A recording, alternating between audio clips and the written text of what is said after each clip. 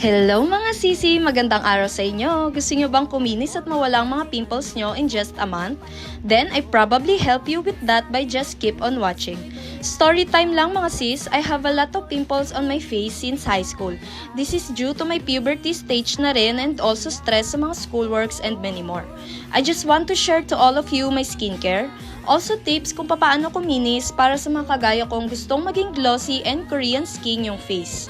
I'm using this brilliant sunscreen gel cream on my face for almost 5 years and more. Kasabay niya yung paggamit ko ng Maybelline Matte Ink Lipstick na I also share on my previous videos. So this is my face before when I had a lot of dark spots and small pimples on my face. And as you can see, ang itim ko rin dito since high school ako, wala akong kaarte-arte sa mukha ko nun. Di rin ako nakikilay at hindi rin ako pala skincare.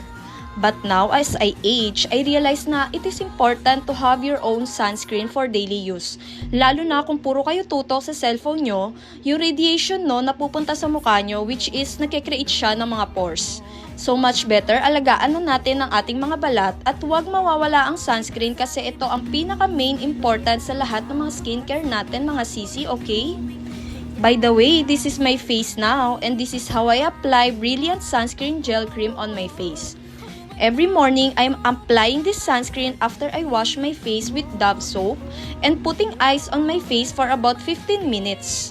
After applying, I stay this for about 30 minutes then saka ako mag-a-apply ng powder. I badly need this sunscreen so much and it really helps me a lot, no joke, because it boosts my confidence more, not just physically but also to your responsibility for maintaining this as your lifestyle habit. And that's it. I will link this item on my yellow basket below. Get yours now mga sisi. Babush!